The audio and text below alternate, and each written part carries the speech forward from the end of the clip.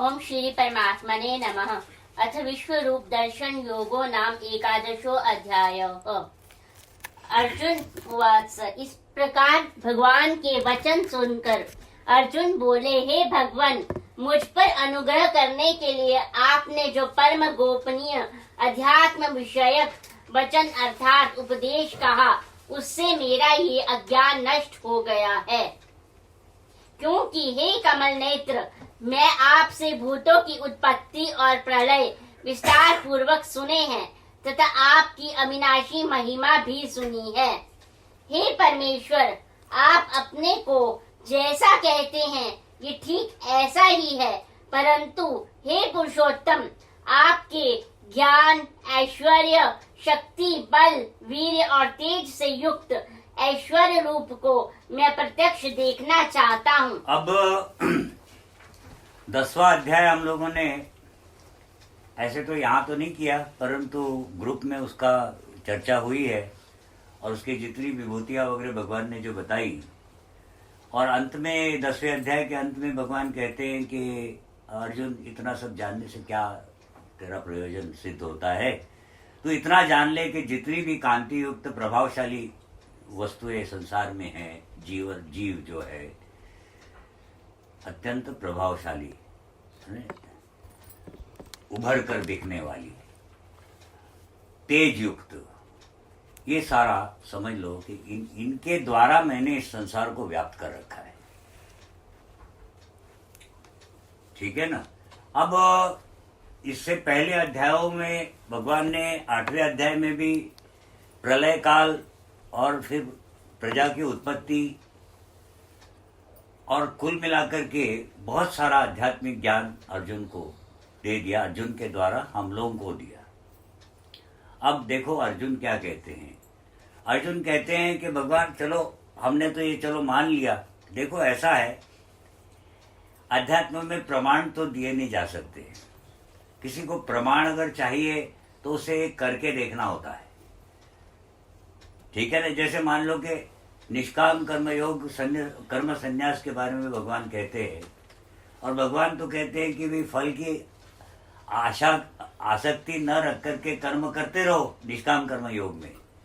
परंतु फिर ऐसा नहीं, एक साधक जब कोई भी कर्म करता है तो उसके प्रेरणा के वास्ते से, उस कर्म में वो बना रहे इस वास्ते से उसका कोई ना कोई परिणाम तो दिखना होता है।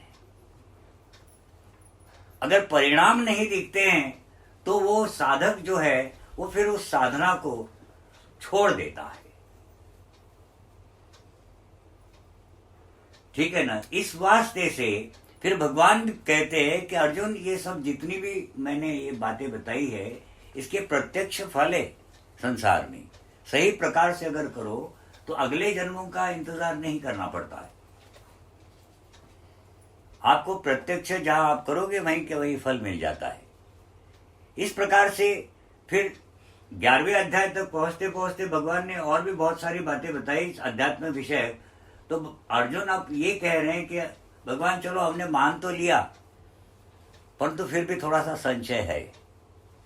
तो आपका वो जो स्वरूप है, वो जो रूप है, कौन सा रूप? वो विश्व दर्शन रूप, वो विराट रूप, वो जो कांति युक्त रूप है, वो प्रभावशाली जो रूप है, वो मैं प्रत्यक्ष देखना चाहता हूं।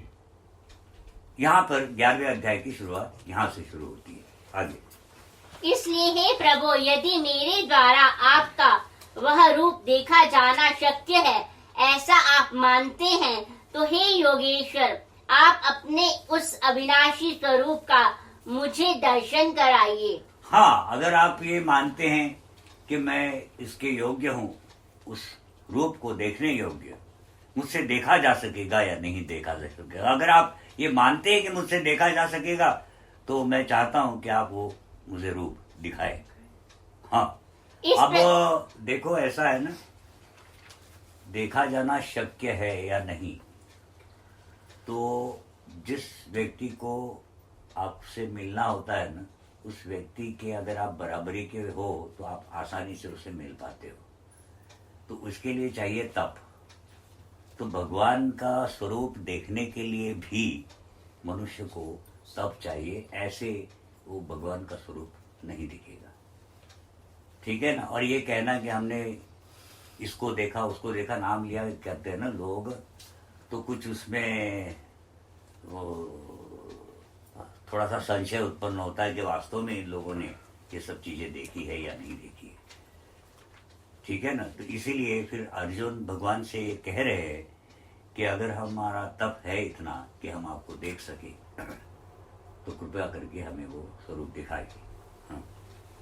इस प्रकार अर्जुन के प्रार्थना करने पर श्री भगवान बोले, हे पार्थ, अब तू मेरे सैकड़ों हजारों नाना प्रकार के और नाना वर्ण तथा नाना आकृति वाले अलौकिक रूपों को देख, और हे भरतवंशी अर्जुन, मुझ में आदित्यों को अर्थात अदिति के 12 पुत्रों को, 8 वसुओं को, 11 रुद्रों को, दोनों अश्वनी कुमारों को और 49 मरुदगणों को देख, तथा और भी जो बहुत से पहले न देखे हुए आश्चर्यमय रूपों को देख। और हे अर्जुन, अब इस मेरे शरीर में एक जगह स्थित चराचर सहित संपूर्ण जगत को देख, तथा और भी जो कुछ देखना चाहता है सो देख, परंतु मुझको तू इन अपने प्राकृत नेत्रों द्वारा देखने में निसंदेह समर्थ नहीं है। इसी से मैं तुझे दिव्य अर्थात अलौकिक चक्षु देता हूँ, उससे तू मेरी ईश्वरीय योग शक्ति को देख। अलौकिक, अलौकिक जो लोगों में पाया नहीं जाता, ठीक है ना, ऐसे उस दृष्टि से तुझे देखना होगा। ये सामान्य जो तेरी दृष्टि है ये मुझे देखने में समर्थ नहीं है। अब अलौकिक दृष्टि, वो जो दिव्य दृष्टि, तो दिव्य दृष्टि माने वो दृष्टि जो तुम्हारी खुद की है, माने उस आत्मा की है। ऐसा है ना, देखने की शक्ति आत्मा में है और देखने का साधन आंखें हैं। ठीक है ना। अगर तुम इस शरीर में नहीं रहोगे तो ये आंखें देख नहीं सकेगी। अगर आंखों में देखने की शक्ति होती तो तुम्हारे न रहते हुए भी आंखें देख लेती, पर ऐसा नहीं होता है। तुम अंदर हो बैठे इस गाड़ी में, तब ये गाड़ी के लाइट्स चल रहे हैं। अगर तुम नहीं रहोगे तो लाइट सारे बंद हो जाएंगे। हाँ, बात समझे? हाँ, तो मैं मेरे आंखों से देख रहा हूं तो ठीक है, ये वाक्य तो ठीक है, पर देखने की शक्ति मेरी है, आंखों के द्वारा देख रहा हूं। हाँ, अब जब आत्मा में खुद की देखने की शक्ति है तो आंखों की जरूरत क्या है ना? उसकी क्या आवश्यकता है फिर? उसके पास तो खुद की शक्ति है, वो तो खुद ही, तो वो दिव्य शक्ति है, वो दिव्य दृष्टि है। अगर वो खुल जाए सबकी तो संसार नहीं चलेगा। कल्पना कर लो कि हर व्यक्ति आर पार देखता चला जा रहा है। इसी वास्ते से उसको एक लिमिटेशंस में लाने के लिए, मर्यादित करने के लिए, उस दिव्य दृष्टि को मर्यादित करने के लिए फिर ये ऊपर टोपी लगा दी, फिल्टर्स। हाँ, और फिर तुम्हारे उस दृष्टि को अल्प में कर दिया। ऐसा है ना, जब वो आत्मा प्रकृति के अंतर्गत आ जाता है तो वो अल्प शक्तिशाली हो जाता है, माने कम शक्तिशाली।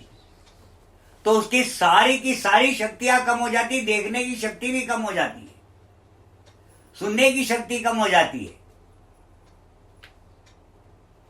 अब भगवान अर्जुन से कह रहे हैं कि अर्जुन, ये जो तुम्हारी ये जो साधन है ये देखने वाले, इनसे तू मुझे नहीं देख सकेगा। तुझे तो सीधे सीधे तू तेरी दृष्टि से मुझे देखना होगा, वो दिव्य चक्षु। हाँ हाँ, दिव्य दृष्टि, जिससे कि प्रकृति का वो आवरण हट चुका हो उस आत्मा पर से, वो दृष्टि। तो अब भगवान कहते हैं कि जब इन दृष्टि इस आंखों से तू जब मुझे देख ही नहीं सकेगा तो फिर कैसे देखेगा? तो कोई बात नहीं, हम थोड़ी देर के लिए आपकी वो टोपी हटा देते हैं ताकि तुम अपनी खुद की आंखों से देख सको। हाँ, उसमें पावर है। और ये जो आंखें जो तुम्हारी फिट हुई है ऊपर से, इनमें वो शक्ति नहीं है कि उस दिव्य दृश्य को देख सके, अलौकिक दृश्य को देख सके। अलौकिक माने जो लोकों में नहीं पाया जाता। बात समझे? हाँ, तो ऐसा नहीं कहना ना कि ये क्या दिव्य दृष्टि होती है। वास्तव में तो दिव्य दृष्टि ही होती है। हाँ, उसी को फिर मर्यादा में लाने के वास्ते से ये प्राकृतिक आवरण लगा दिया जाता है। हाँ, आगे। संजय बोले, हे राजन, महायोगेश्वर और सब पापों के नाश करने वाले भगवान ने इस प्रकार कहकर उसके पश्चात अर्जुन को परम ऐश्वर्य युक्त दिव्य रूप दिखलाया। हाँ, उसको हटा करके, उसके उस प्राकृतिक आवरण को हटा करके फिर उसके उस दिव्य दृष्टि में जब वो आ गया अर्जुन, तब उन्होंने फिर वो अपना स्वरूप दिखाया, परम ऐश्वर्य रूप। हाँ,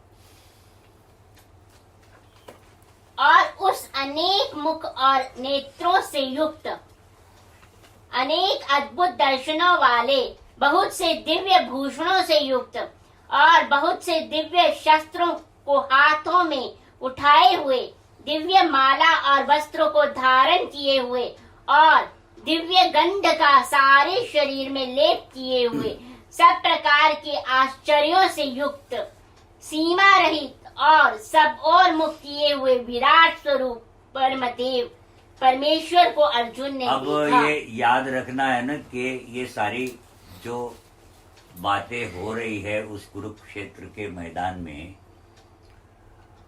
उसका जो वर्णन है वो धृतराष्ट्र को संजय कह दे रहे हैं।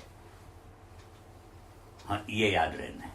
तो अब ये संजय बोल रहे हैं, ये संजय बता रहे हैं धृतराष्ट्र को कि राजन, भगवान ने फिर उस दिव्य दृष्टि वाले अर्जुन को अपना वो परम ऐश्वर्य रूप दिखाया और उसके बाद उस परम ऐश्वर्य रूप की का वो वर्णन दे रहे हैं। किसको? धृतराष्ट्र को। हाँ, और हे राजन, आकाश में 1000 सूर्यों के एक साथ उदय होने से उत्पन्न जो प्रकाश हो, वह भी उस विश्वरूप परमात्मा के प्रकाश के सदृश कदाचित ही हो। हाँ, माने अब वो संजय इस बात को अनुभव कर रहे हैं, वो प्रत्यक्ष देख रहे हैं, याद रखना, और उसका वर्णन कर रहे हैं कि क्या हो रहा है वहां पे। आगे। और ऐसे आश्चर्यमय रूप को देखते हुए पांडु पुत्र अर्जुन ने उस समय अनेक प्रकार से विभक्त अर्थात पृथक पृथक संपूर्ण जगत को देवों के देव श्री कृष्ण भगवान के उस शरीर में एक जगह स्थित देखा। हाँ,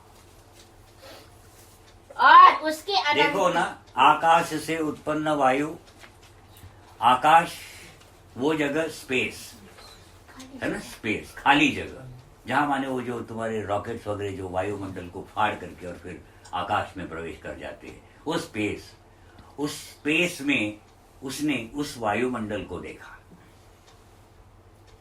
हाँ, एक छोटी सी जगह पे कितना बड़ा आकाश, अनंत आकाश है। इसका न तो कोई आदि है न अंत है, न कोई इसकी मध्य की स्थिति है। उसी प्रकार से वो ब्रह्म, इसका न कोई आदि है न अंत है, न उसकी कोई मध्य की स्थिति है। वो ब्रह्म नहीं, उस ब्रह्म में वो स्थित, वो संसार, वो वायुमंडल, उतना सा छोटा सा कहीं कोने में अर्जुन ने देखा। हाँ, और देख लेना, बिल्कुल बिल्कुल वही बात है। हाँ, वो 9th अध्याय में जो भगवान ने आकाश से उत्पन्न वायु बताया, तो वो इतना बड़ा आकाश और कहीं छोटी सी जगह एक वायुमंडल खड़ा है। उसी प्रकार से अर्जुन ने उस ब्रह्म में उस संसार को देखा जो किसी एक कोने में स्थित है। हाँ ब्रह्म की तक हाँ हाँ हाँ, वो ब्रह्म कितना बड़ा है, कल्पना से परे। हाँ, और उसको इस शरीर में फिट कर दिया, ये भी एक कमाल है, इतने बड़े ब्रह्म को। हाँ कण कण में। हाँ, और वो खुद कहता है कि न तो मैं उनमें हूं न ये मुझ में है, होते हुए भी। होते हुए भी।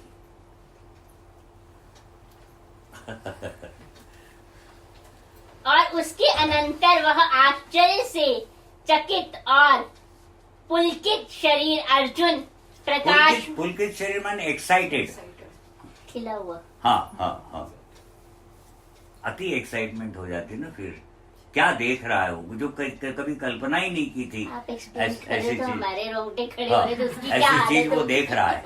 हाँ हाँ, पुलकित शरीर अर्जुन प्रकाशमय विश्व रूप परमात्मा को श्रद्धा भक्ति सहित सिर से प्रणाम करके हाथ जोड़कर बोला। अर्जुन बोले, हे देव, मैं आपके शरीर में संपूर्ण देवों को तथा अनेक भूतों के समुदायों को, कमल के आसन पर विराजित ब्रह्मा को, महादेव को और संपूर्ण ऋषियों को तथा दिव्य सर्पों को देखता हूँ। देखो इस बात की कल्पना की जा सकती है ना कि एक व्यक्ति खड़ा हुआ है और उसके सामने एक अत्यंत विलक्षण भगवान खड़े हैं और वो घबराया हुआ सा कि ये मैं क्या देख रहा हूँ। ऐसा नहीं जैसे तुम लोग कभी कभी कभार तुम्हारा किसी को सूक्ष्म संसार दिखता है और उसकी जो स्थिति होती है, ऐसी सब चीज काल के ममता आई नहीं, आई है क्या? हाँ, तो इसको वो भूत प्रेत दिखाई देते हैं, तो उस समय वो जो स्थितियां होती है तो देख लो कि यहाँ कैसा होगा, वो कैसी सिचुएशन होगी और किस प्रकार से वो घबराया हुआ हाथ जोड़ करके खड़ा हुआ है।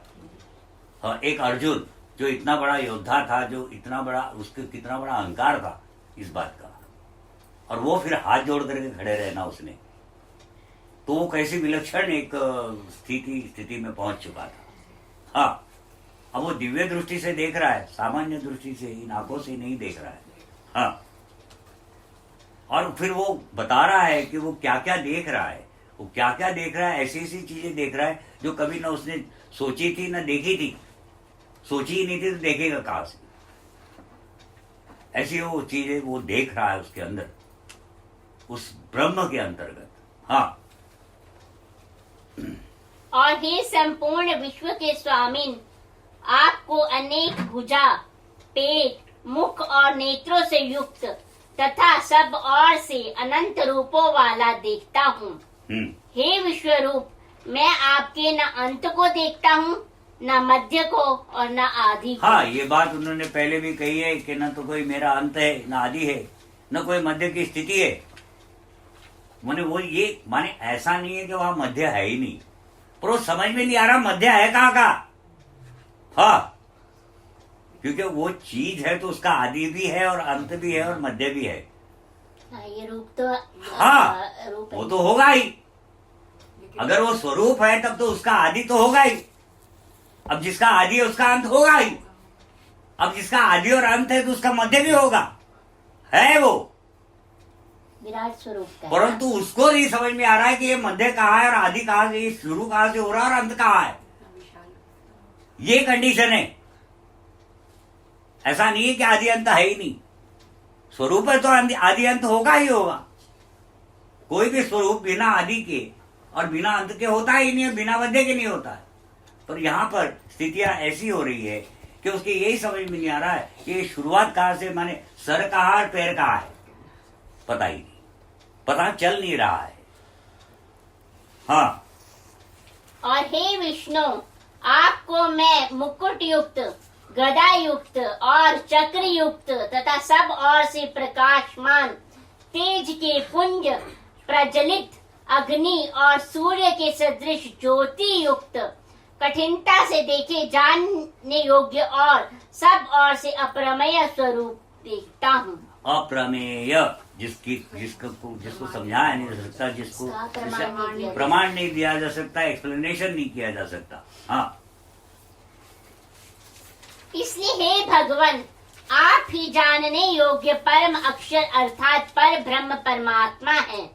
आप ही इस जगत के परम आश्रय हैं और आप ही अनादि धर्मों के रक्षक हैं और आप ही अविनाशी सनातन पुरुष हैं, ऐसा मेरा मत है। हाँ, ये सब देख करके अर्जुन फिर अब कह रहे कि ठीक है, फिर तो जो आपने कहा कि मैं अविनाशी हूँ, और वो जो कुछ दूसरे अध्याय में उन्होंने जो वर्णन किया था आत्म तत्व का, वो कहता है कि ना, फिर तो ये बात ठीक है। हाँ,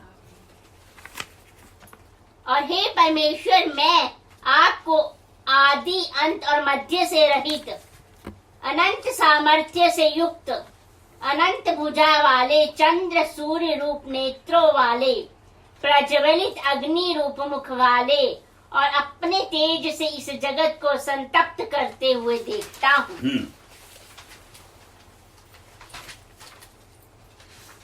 और हे महात्मन, यह स्वर्ग और पृथ्वी के बीच का संपूर्ण आकाश तथा सब दिशाएं एक आप से ही परिपूर्ण है तथा आपके इस अलौकिक और भयंकर रूप को देखकर तीनों लोग अति व्यथा को प्राप्त होंगे। हाँ, जो ये स्वरूप जो कोई भी देख पा रहा हो तीनों लोकों में, वो सारे के सारे आश्चर्यचकित परेशान है। हाँ, अति व्यथा को प्राप्त हो रहे, अपसेट हो रहे, गड़बड़ा रहे हैं। हाँ,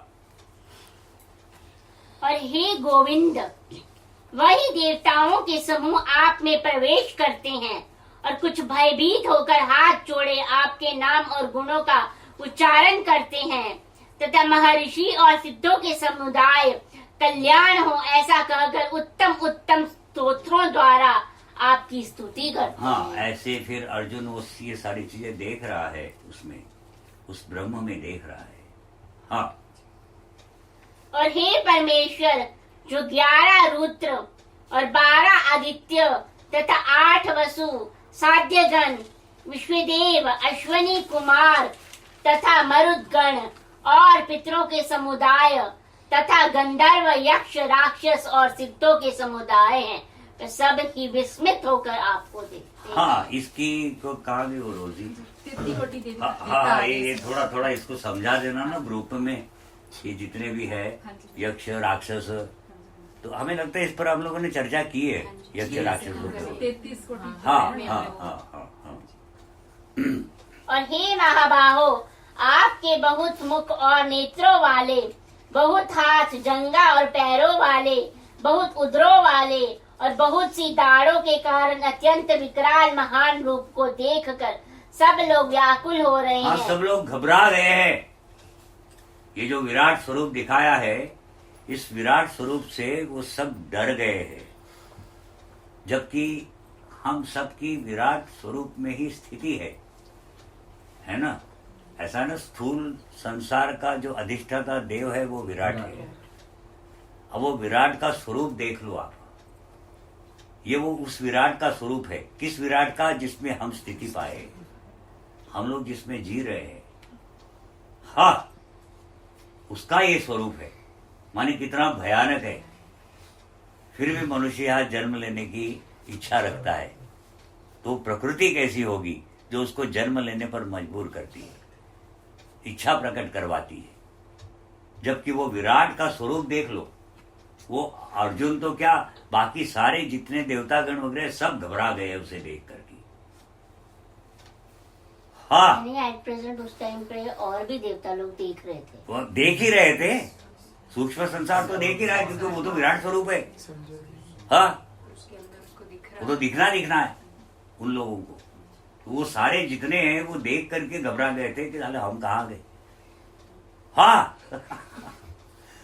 है ना, ये संसार, फिर इसका जो अधिष्ठाता देव है उसका ये वर्णन चल रहा है, और ये वर्णन संजय धृतराष्ट्र को बता रहे हैं। हाँ, ये याद रखना। तथा मैं भी व्याकुल हो रहा हूँ, क्योंकि हे विष्णु, आकाश को स्पर्श करने वाले दैदीप्यमान अनेक वर्णों से दैदीप्यमान चमकते हुए दैदीप्यमान इतना चमक रहा है कि जिनसे आंखें दीप्त हो गई। हाँ, अत्यंत प्रकाशित। हाँ, अनेक वर्णों से युक्त तथा फैलाए हुए मुख और प्रकाशमान विशाल नेत्रों से युक्त आपको देखकर भयभीत अंतःकरण वाला मैं धीरज और शांति नहीं पाता हूँ। हाँ, इस स्वरूप को देख करके मुझे शांति नहीं मिल रही, सिर्फ मैं बहुत घबरा गया हूँ। हाँ, और हे भगवान, दाढ़ों के कारण विकराल और प्रलय काल की अग्नि के समान प्रज्वलित आपके मुखों को देखकर मैं दिशाओं को नहीं जानता हूँ और सुख भी नहीं पाता हूँ। इसलिए हे देवेश, हे जगन निवास, आप प्रसन्न हो। ना वो सब वो जो स्वरूप देख रहा है वो तो कह रहा है कि नहीं, ये तो बाकी तो लोग डर ही गए हैं, मैं भी खुद बहुत ज्यादा घबरा गया हूँ और इसमें मुझे सुख शांति नहीं मिल रही। हाँ, और मैं देखता हूँ कि वह सभी धृतराष्ट्र के पुत्र राजाओं के समुदाय सहित आप में प्रवेश कर रहे हैं और भीष्म पितामह, द्रोणाचार्य तथा वह कर्ण और हमारे पक्ष के भी प्रधान योद्धाओं के सहित सबके सब आपके दाढ़ों के कारण विकराल भयानक मुखों में बड़े वेग से दौड़ते हुए प्रवेश कर रहे हैं। माने ये आगे होने वाला है ना? पहले देखा। ये इसको वो पहले देख रहा है। हाँ, ये आगे ये सारे सब कुछ उस युद्ध भूमि पर उस एक्टिंग करते हुए युद्ध का वो सारे मारे जाने वाले हैं, पर वास्तव में ऐसा नहीं होने वाला है। वास्तव में तो ये हो रहा है। हाँ, ये सारे के सारे उस विराट स्वरूप में प्रवेश करते चले जा रहे हैं। हाँ, और कई एक चूर्ण हुए सिरों सहित आपके दांतों के बीच में लगे हुए दिख रहे हैं। हाँ, और हे विश्वमूर्ते, जैसे नदियों के बहुत से जल के प्रवाह स्वाभाविक ही समुद्र के ही सम्मुख दौड़ते हैं, अर्थात समुद्र में प्रवेश करते हैं, वैसे ही वे नरलोक के वीर भी आपके प्रज्वलित मुखों में प्रवेश कर। हाँ, बिल्कुल जैसे माने इसमें कोई कठिनाई नहीं हो रही है, बिल्कुल जैसे स्वाभाविक वो जो नदियां समुद्र में जाकर के मिलती है, उसी प्रकार से ये सारे के सारे जितने शोर योद्धा है, ये सारे आपके मुख में प्रवेश करते चले जा रहे हैं।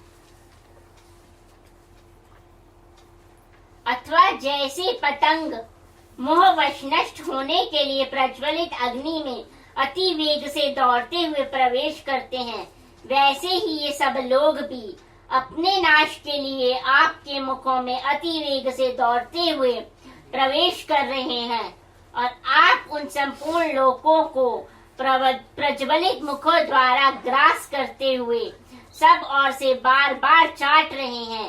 हे विष्णु, आपका उग्र प्रकाश संपूर्ण जगत को तेज के द्वारा परिपूर्ण करके तपा रहा है। हे भगवान, कृपा करके मुझे बतलाइए कि मैं आप उग्र रूप वाले कौन हैं। हे देवों में श्रेष्ठ, आपको नमस्कार हो, आप प्रसन्न होइए। आदि पुरुष, आपको मैं विशेष रूप से जानना चाहता हूँ, क्योंकि मैं आपकी प्रवृत्ति को नहीं जानता। अर्जुन को तो भगवान ने कहा था कि ये तो मेरा विराट स्वरूप मैं तुम्हें दिखा रहा हूँ। इस पर भी अर्जुन पूछ रहे हैं कि आप कौन हो, है ना? वो इतने डर गए हैं कि वो भूल ही गया कि ये सामने कि कृष्ण क्या है। मैं देख रहा हूँ। हाँ, वो कृष्ण भूल गए। हाँ, इतना परेशान हो गया वो व्यक्ति कि जो ये इतने बड़े भयंकर सीन देख रहा है वो। उग्र रूप वाले को। हाँ, तो आप सोचो कि वो फिर साला जीभ से चाट रहा है इधर उधर, है ना? और तो वो बड़े बड़े दांत, तो तुम्हारा तो हार्ट फेल हो जाए। हाँ, इतना भयंकर रूप देख करके और फिर वो भूल गया कि ये कौन है, और फिर वो पूछ रहे हैं कि भगवान आप बताइए कि आप हो कौन। हाँ, और आपका प्रयोजन क्या है। हाँ, इस प्रकार अर्जुन के पूछने पर श्री भगवान बोले, हे अर्जुन, मैं लोगों का नाश करने वाला बड़ा हुआ महाकाल हूँ। हाँ, अब वो भगवान कह रहे हैं। यानी काल और भगवान एक है। बिल्कुल बिल्कुल। हाँ, मैं कहा महाकाल बन करके आया हूँ। हाँ, इस समय इन लोगों को नष्ट करने के लिए प्रवृत्त हुआ हूँ। हाँ, इसलिए जो प्रतिपक्षियों की सेना में स्थित योद्धा लोग हैं, वे सब तेरे बिना भी नहीं रहेंगे, अर्थात तेरे युद्ध ना करने से भी इन सब का नाश हो जाएगा। हाँ, मैं महाकाल हूँ। अब काल नहीं कहा, महाकाल कहा।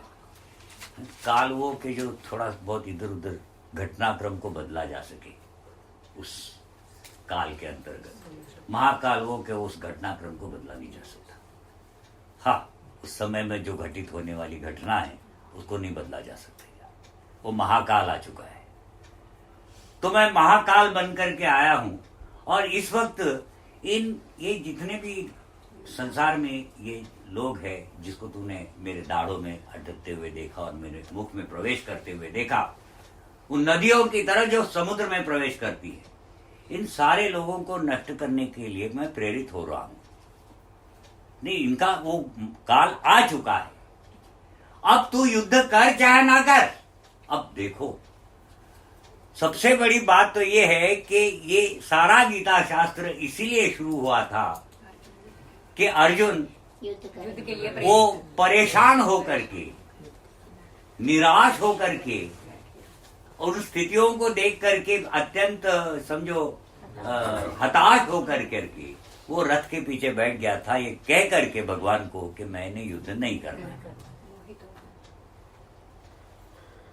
और ये संपूर्ण फिर गीता शास्त्र तब शुरू होता है जहां भगवान उसको प्रेरित कर रहे युद्ध करने के लिए। उसका कारण वो बताते हैं कि अर्जुन, युद्ध करने से तू धर्म में होगा और न करने से तू पाप को प्राप्त हो जाएगा।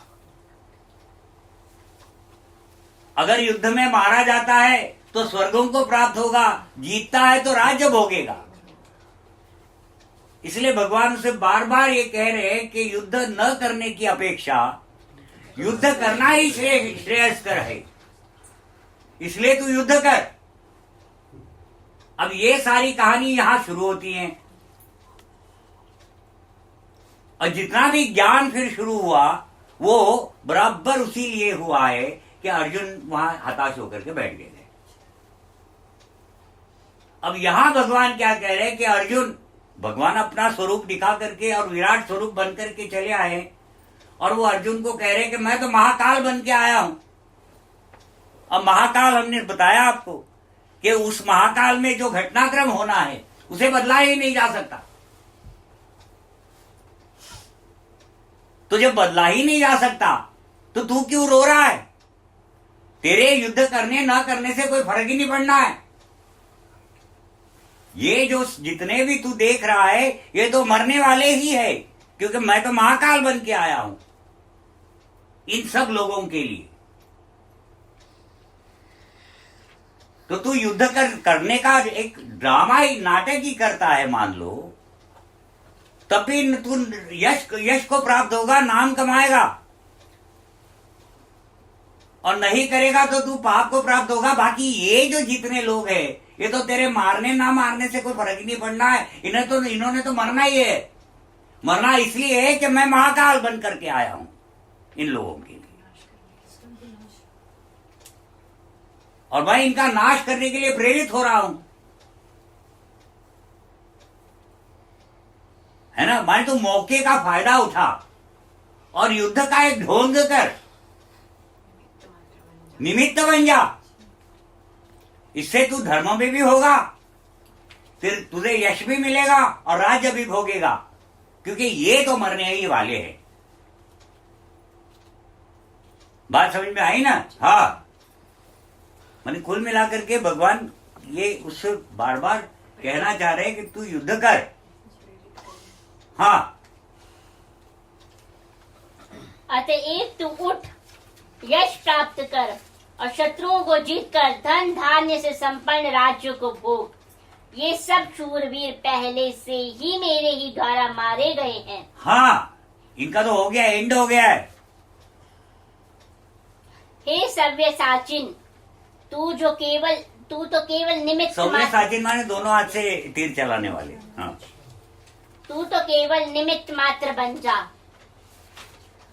तथा इन द्रोणाचार्य और भीष्म पितामह तथा जयद्रथ और कर्ण तथा और भी बहुत से मेरे द्वारा मारे हुए शूरवीर योद्धाओं को तुम मार। ये मेरे द्वारा ही मारे गए हैं, क्योंकि मैं तो महाकाल बन के आया हूं।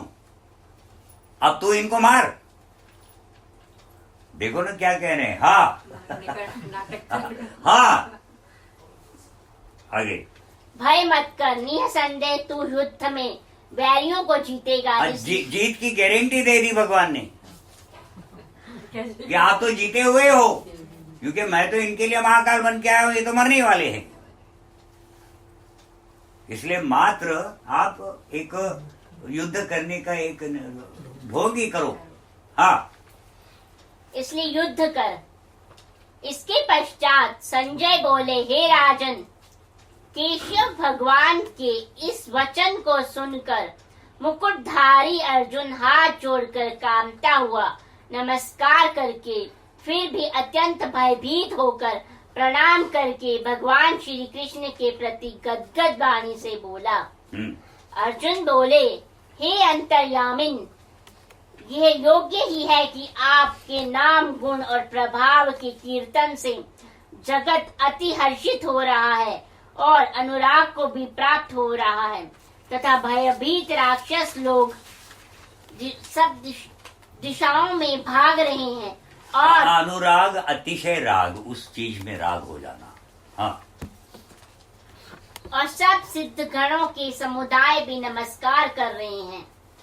हे महात्मन, ब्रह्मा के भी आदिकर्ता और सबसे बड़े आपके लिए ये कैसे नमस्कार ना करें, क्योंकि हे अनंत, हे देवेश, हे जगन निवास, जो सत असत और उनसे परे अक्षर अर्थात सच्चिदानंद घन ब्रह्म है, वह आप ही हैं।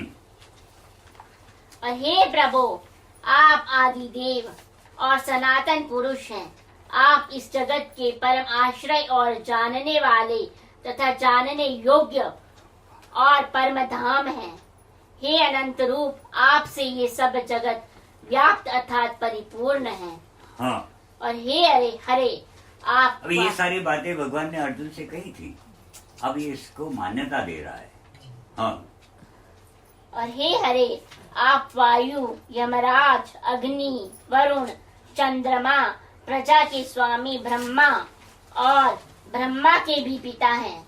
आपके लिए हजारों बार नमस्कार नमस्कार हो, आपके लिए फिर भी बार बार नमस्कार नमस्कार। हाँ। और हे अनंत सामर्थ्य वाले, आपके लिए आगे से और पीछे से भी नमस्कार।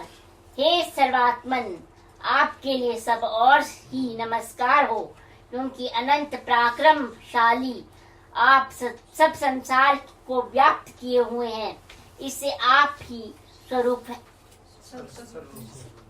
इससे आप ही सर्वरूप हैं। हे परमेश्वर, आपके इस प्रभाव को ना जानते हुए आप मेरे सखा हैं, ऐसा मानकर प्रेम अथवा प्रमाद से भी मैंने हे कृष्ण, हे यादव, हे सखे, इस प्रकार जो कुछ बिना सोचे समझे हठात कहा है। और हे अच्युत, आप जो मेरे द्वारा विनोद के लिए विहार, शैया, आसन और भोजन आदि में अकेले अथवा उन सखाओं के सामने भी अपमानित किए गए हैं, वह सब अपराध अप्रमेय स्वरूप अर्थात अचिंत्य प्रभाव वाले आपसे मैं क्षमा करवाता हूँ। अब है ना, अर्जुन और भगवान लगभग एक ही उम्र के रहे हैं, थोड़ा सा अंतर रहा और एक साथ ही खेले बड़े, तो फिर ठीक है। फिर अब अर्जुन तो जानते थे नहीं कि हम भगवान के साथ जी रहे हैं। और फिर सामान्य क्या होता है, झगड़े लफड़े, गाली दे देना कभी, है ना, थोड़ा मजाक करना वगैरह वगैरह तो होता ही है। अब इसको है ना अचानक ये खराब लग रहा है कि ये मैंने क्या कर डाला, है ना। तो फिर वो जो मन खा रहा है तो फिर वो क्षमा मांग रहा है कि हमने ये सब चीजें की है, तो सब घोटाला हो गया। हाँ, ये क्या हो गया, हाँ गड़बड़ हो गई। जैसे मान लो कि कोई, जैसे तुम किसी ऑफिस में जाते हो और किसी अफसर को चपरासी समझ बैठते हो और बाद में पता चलता है कि ये तो ये वही है जिससे हमें काम था। हाँ फिर हड़बड़ा जाते हैं, साला मैंने किसको क्या कह दिया। हाँ, ऐसा कई बार घटना होती है, अपने जीवन में भी होती है। हाँ, हमारे साथ तो कई बार हो चुकी है। जिससे काम है उसी के उसको ही ऐसी तैसी कर डाली। तो ऐसा होता है। तो इस प्रकार से अर्जुन फिर अब सोच रहे कि हमने गड़बड़ की है, तो फिर उसके लिए खुल करके फिर अहंकार का त्याग करके, है ना, माफी क्षमा मांगना आसान काम नहीं है संसार में। हाँ, उसमें अहंकार का त्याग होता है। इसलिए अधिकतर तुम पर कोई इल्जाम लगाए तो तुम उसमें लड़ाई झगड़ा शुरू कर देते हो, है ना, कोर्ट कचहरी चालू हो जाती है। ये नहीं मान लेते हो कि हाँ हमने किया, झंझट छोड़, क्यों हम किसी का समय बर्बाद करें, कर दिया। पर वो ऐसा होता नहीं है। तो फिर उसमें अहंकार का त्याग चाहिए। माफी मांगना, क्षमा मांगना, इस सब के बस का रोग नहीं है। कोई महापुरुष ही माफी मांगता है। हाँ याद रखना, माफी मांगने वाला महापुरुष। हाँ, क्योंकि अहंकार का त्याग होता है, वहां साला अपने को गिरना पड़ता है। हाँ, गिरने के लिए कौन तैयार है। अहंकार तो बहुत बड़ा। हाँ, वो अहंकार होता है, अस्तित्व, अभिमान। ये तो अर्जुन और भगवान की कहानी है ना। हाँ, ये अब हमारी और आपकी भी होने वाली है ये कहानी। पता चला हमको झटके मिल रहे हैं बाद में। मिल ही रहे हैं वैसे। माफी दे देते हैं भगवान। ना अब क्या है ना, देखो वो भगवान तो ये समझ रहा है ना बात को कि इस लोक में अगर मैं लोगों को चिल्ला के मैं कहूँ ना कि मैं भगवान हूँ तो कोई मानने वाला नहीं। प्रकृति इतनी हाँ, या तो इस लोक में तो भूत को भगवान माना जाता है और भगवान को भूत माना जाता है।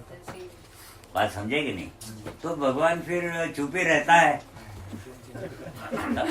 हाँ, और वो ये समझ रहा होता है कि जो मेरे साथ व्यवहार हो रहा है वो सामान्य व्यक्ति की तरह हो रहा है, तो उसमें क्या बात है। फिर दुनिया में जीना है आपको, सामान्य व्यक्ति की तरह ही जीता है ना वो भी। तो जीना है तो हर जगह जाके के मैं भगवान हूँ, मेरे साथ ऐसा बात करना, ऐसा थोड़ी बोलेगा, है ना। उसको तो व्यवहार में आना है संसार में। अगर धर्म की स्थापना करनी है तो अलग थलग रह करके तो कर नहीं सकेगा। हाँ, उसको एक तो ऐसा ना, धर्म की स्थापना तब हो सकती है जब आपके पास कोई शक्ति है, तो उसको पावरफुल तो बनना पड़ेगा। साथ साथ में उसको उस समाज में रहना होगा और उस समाज में रह करके उसको कार्य करना होगा, तब जाके धर्म की स्थापना होगी। जंगल में बैठेगा तो उसका क्या फायदा है।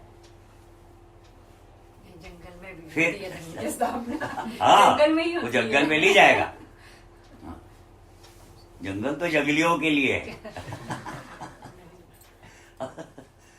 जंगलियों को अपने आदमी बना दिया।